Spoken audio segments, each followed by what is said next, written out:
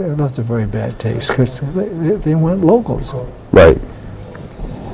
Welcome to Behind the Scenes. It goes back several years that I thought it would be very appropriate if the community got to see the candidates for election and whatever the different opportunities were. And in some cases, they were brand new. They hadn't run for any particular position before. So it gave the community a chance to see them in a very relaxed way and get a feeling for the person. And now what we're seeing is that we have some very well qualified people who decide they want to give another try at several more years worth of getting in, using their experience and what they've already been able to develop for the 3 years that they've been in there in the past. And they have an opportunity to come before you today. We're going to start it off today, okay? And we want you to know that we're going to have every single candidate. There's only 6. There's 3 running for the selectmen and 3 running for the planning board. And so you're going to get an opportunity to see all 6 spaced over the next 4 to 5 weeks. But we start off with Paul Mortensen, somebody I think has been a very strong selectman. Paul, very glad to see you here. Thank you for having me, Charlie. I appreciate it. Yeah, you decided to give it another 3 years of your time, and you're a busy guy. Yes, absolutely. My view was 3 years of learning, and now I'm really going to be especially ready to go. I think the experience is going to be most helpful to me if I should be put back into office. Okay, so experience goes a long ways because you've had an opportunity to try and see if it works kind of thing over the last 3 years. So is there anything highlighting in the back of your mind that you haven't brought to the front of your mind as yet as to something that you are very much interested in trying to see happen that you'd like to propose to the Board of Selectmen? Well, I think we have a unique opportunity right now with a new town manager because anytime that you have new management, there's an opportunity to find new things that we've been doing things for the same way for many number of years, and to support the town manager in new things that he would like to pursue, I think is really important. So, for example, his thoughts on merging together the Highway Department with the Board of Water and Sewer. That probably wouldn't have happened or even been broached as easily under the former town manager and under different earlier boards, because you need a spark to do it, and this fellow's a spark. And I think we should, as a group, collectively, all 5 of us, forge ahead with his new ideas and then our own. And I would again point to that particular merger as a great opportunity for savings and future regionalization ideas. Now, that might not be as easy as said, because, for example, as you know, we were thinking about regionalizing the veterans agent, and we went down that road pretty far, and it's really difficult. So ideas are easy, and then implementing is very difficult. But I think with other services that maybe aren't as personal as the veterans agent, that we can do that. So I, as a board member, will support that, and I've encouraged the town manager to do so. The other thing that I would like to continue as, and let me just stop for a second and say, I don't want to say that any of these ideas are like mine alone and that it's Mortensen who's doing this. It's very much a group effort, and it should be, because that's where it's going to be most efficient. So the regionalization, that's something I think the whole board supports. The whole board also supports, I think, looking very carefully at our liquor regulations and just enforcement. And anyone who watched the Selectmen's meeting last night realizes, how important that is and how difficult it can be to enforce the liquor regulations and to think through the right way to think about how we handle liquor licenses in town. So I'm working with the Chief of Police, Lorraine Brew, and Dave Brown in town, who has a great deal of expertise as an insurance person, in looking at the liquor license regulations. My concern as a selectman, and actually just as a citizen and as a dad and husband in town, is that I'm going to make sure Foxborough stays a great community, and I don't want it to be a community where kids in Easton or towns over are saying, hey, we can get drunk in Foxborough, with impunity. And I'd like to continue the board's leadership in making sure that doesn't happen, because it could be a slippery slope. I mean, it's very dangerous, so I'm being very thoughtful about that with the entire board. I think that's a very good point, because when we have some facility, restaurant, tavern, bar, whatever, and people will worry a little bit about the effect on some of our children, but you've just hit another point. The thing is, if it gets out of control, it becomes a magnet outside of this town, and people will come over here. They'll come over here to have a great time, and they don't care what the rules of the game are either. And that's a very, very good point. We want to protect our children, but we don't want to become a magnet. And I'd be remiss if I didn't say that I'm wondering what's going to happen with Waxy. I mean, it's been a difficult role for you all, trying to bring them into some kind of a feeling of, well, we don't serve intoxicated people, and something's got to be done, and you got to draw the line somewhere. And if they don't get the message, somebody's got to be able to step up and say, "Hey, you've had a couple of shots at this, and we've tried to tell you again and again and again." Seems to me this is at least the second very strong message you'll get. Right. And you're at that point where, hey, you're heading for the cliff, and you're going over the cliff. Right. And we're not going to accept that. I think that's a very good point. Right. So last night we had that hearing on Waxy's, and there may be a sense, did they get off too easy? And I think that they will, who knows if they'll appeal it, but I think if even one of the three offenses that we found that they were in violation of, that will precipitate further penalties from the ABCC and from their prior troubles. So in total, we give 6 days suspended, and they could get on top of that additional days, up to 8 additional days with the state. So I think that not only sends a message, it's going to hurt them, and it should. And we were so lucky that no one got hurt, and people have been hurt in town, and we know that. And as a selectman, I think it's our job to lead and make sure people don't get hurt. But I want to assure people that I think it was a pretty good penalty, especially coupled with if the state comes in with their additional 8 days. Okay, at least some reasonable action has been taken. Okay, and it's up to them to adjust and change. Somebody over there, the owner, has got to step up and say, hey, we don't do this. And if anybody does do this, see you later.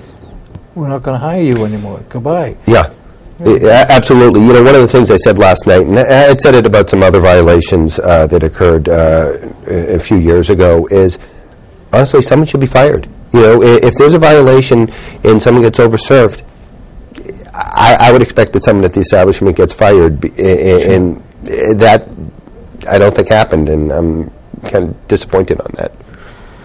Okay, well, that's an interesting thing for the community to keep an eye on and see how it works out. Yes, it is. For you, yeah. Let's look at something and then pick up and take us wherever you want us to go. Mm-hmm. But you see, the thing is that back at the time when I was on the board of selectmen, we decided that and there were several in the town, and that agreed it was time to try to go from 3 selectmen to 5. At the same time, go from an administrator to a town manager.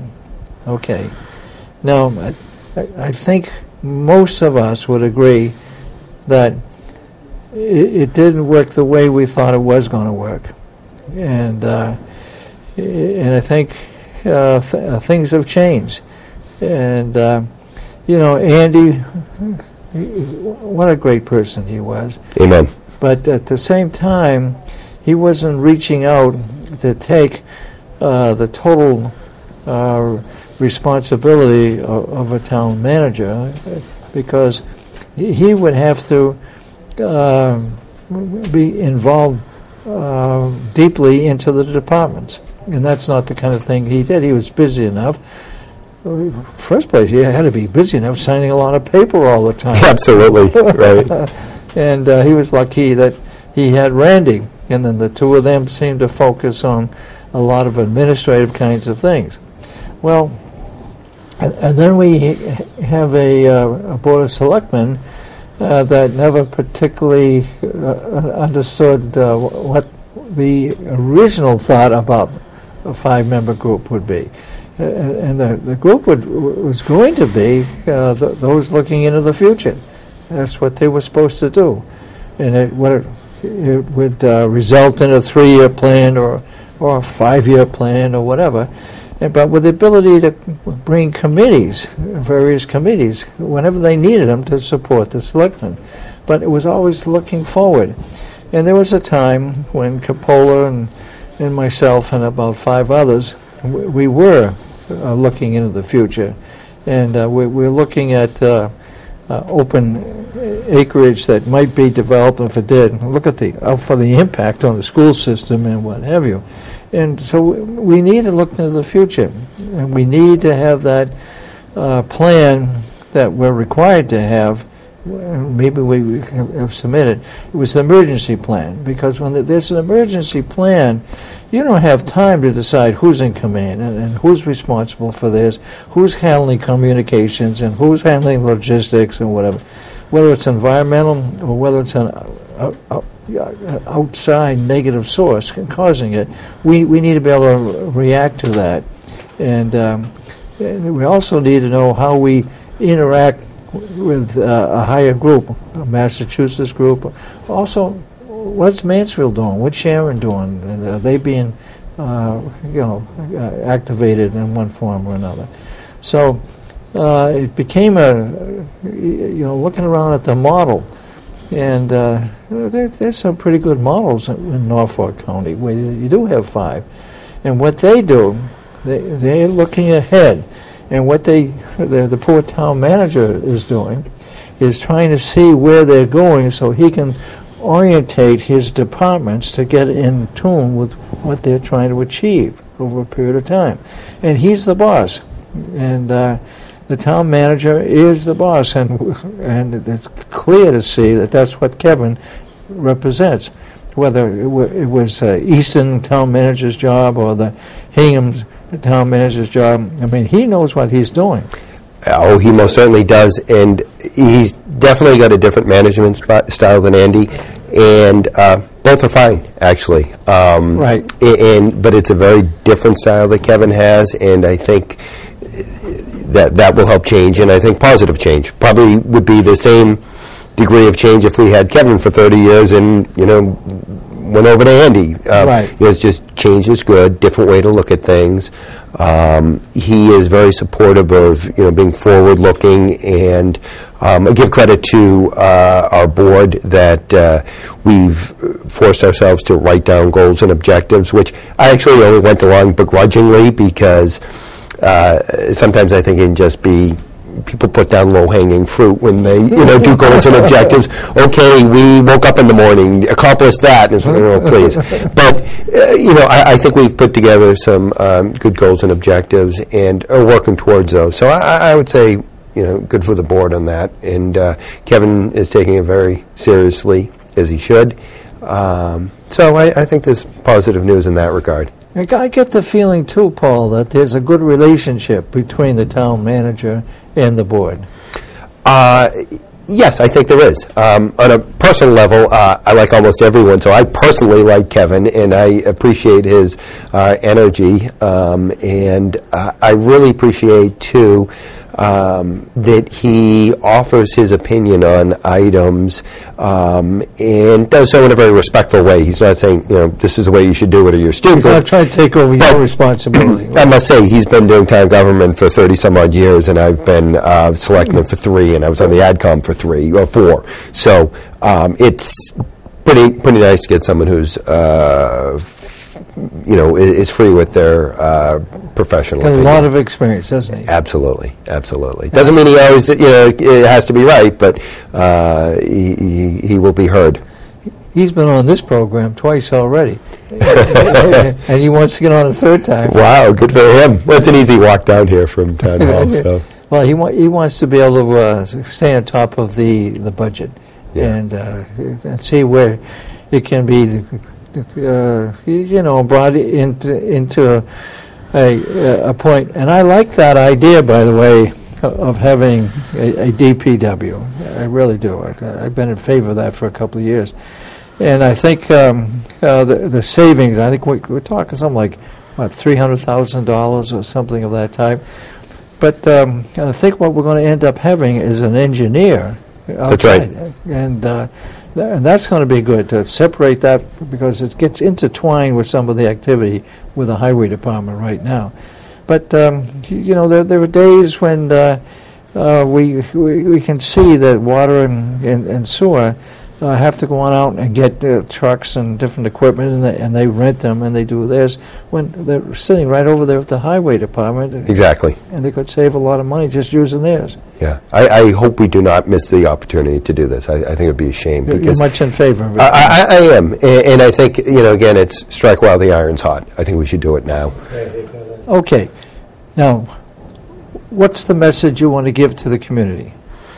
The message I'd like to give to the community, for me and my re-election, is I very much want to be re-elected.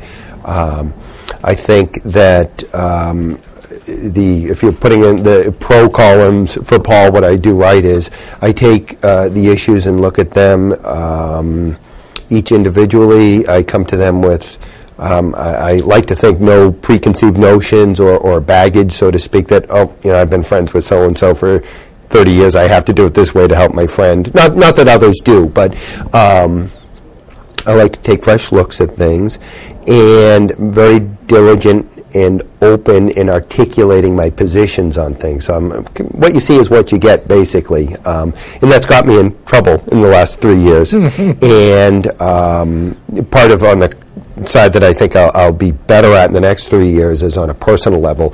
If I take issues, sides of issues that I know are going to be difficult for some people, some more personal involvement with the opposing side might be, more helpful to, get basically my goals accomplished.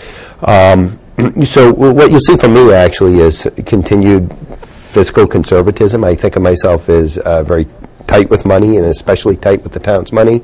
I think that really only makes me one of a long line of people who've kept this town in great shape. So I wouldn't say it's, Mortensen is the guy who's brought fiscal austerity or toughness to the town, but I'm one of many. I like to think that I'm thoughtful about it. So, for example, we had, and it's still going to come before us, a proposition that we have retirees under the age of 65 pay a higher percentage of their health care. And on one level, we could get some savings like that.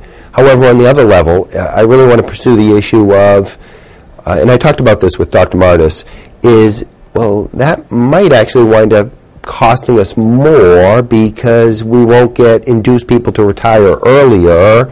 People who are at a higher salary, teachers, let's say, might not retire as early because of the health care cost, and we won't get a younger teacher who's at a lower salary.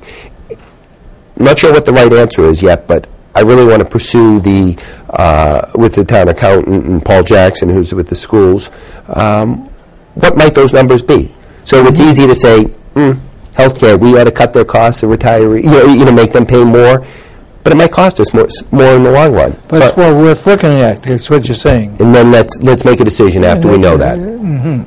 That's a very good area. What else? So I think that's prudent. And again, I think being supportive of things that the rest of the board, or some of the rest of the board is doing, not all of us are okay with this, but I think selling surplus property. I think it's time to get some property that we have, the old fire station, back on the tax rolls. And it doesn't look so great. I think that's prudent. So you'll see more of me raising my hand saying we should do that. And really focusing, too, on respectful debate about the contrary side, because certainly there are very thoughtful people in town who would say, let's be careful about selling surplus property. We might want it for conservation, or it might add too many children to the schools. And again, I don't have the answers whether or not it would add too many children to the school system. My sense is it wouldn't, and my sense is that incrementally it wouldn't add much cost anyway, whatever new children we might get in the system, because we sell property on Oak Street. So I think a disciplined view of choices we make in thinking them through in many ways is going to be a smart way to carry on with expansion in the town, or selling property, et cetera, versus just a reflexive no or a reflexive yes. Let me comment on this. As far as Oak Street, I think you're talking about Lincoln Right. property up there. If you're going to talk about that, I told Andy one day, before you ever think about putting it up for surplus and selling it off, you better go find out the deed that was given to the town for that land. It was set to be recreational land, so you can't use Understood. it for houses or commercial or whatever. You got to be very careful of that. But there have been some mistakes, and some people thought that the sale of the land to Sage, the old Lewis School property, 10 acres was wrong. But I think you're right. I think it's got to be very carefully looked at. You've got to be balanced out and saying, what if? What I would dearly like to see is not necessarily to see the old fire building put up for sale or whatever. Both Bill Buckley Sr. and myself, we very much, we used to go before the Board of Selectmen and talk about that, and I've never seen you there at that particular time that was arranged for us. It was to say, take CVS, take the fire building, take that Keating building out back, because there's only one person that uses it at any time, and do something with the whole package. But do it so it's compatible with what we have in the middle of the downtown of Foxborough, and come out with something that adds to it. Okay? Right. Don't take away from that comment, but add to it. But what you can do with all of that. But if that's something of your interest, it'd be kind of nice to. Don't rush to sell just the old firehouse, but see if we can put all those pieces together, because we want Foxborough to be Foxborough, and we want it to look Absolutely, that way. yeah, right. The other thing, too, is that I will continue to do, and hopefully be effective at it, is really cast a spotlight on what the effect of different votes can mean. So, for example, we've talked a lot on my board about whether or not we would tax to the full levy. Would we increase the property taxes by the 2.5% over the prior years? And on the one hand, it's a good soundbite. Hey, we don't have to tax, and let's cut taxes, etc. But there are real consequences to that. So, for example, I think last year, if the new tax related to the increasing by 2.5%, around $700,000. That really is necessary to continue the services as we have them, and I think it's important to focus on that. And what's the effect? Are we going to lose? Going to have more, students per classroom, etc. I think that can kind of get lost, because I think people like to say, well, we can be more efficient, we can cut this, that, and the other thing, and have it be relatively bloodless. I think Foxborough is a pretty tight town. I don't think there's a whole lot of fat there. And I think it's important that when we say, let's not tax to the levy, that we really look at it and say, does that mean we're going to have,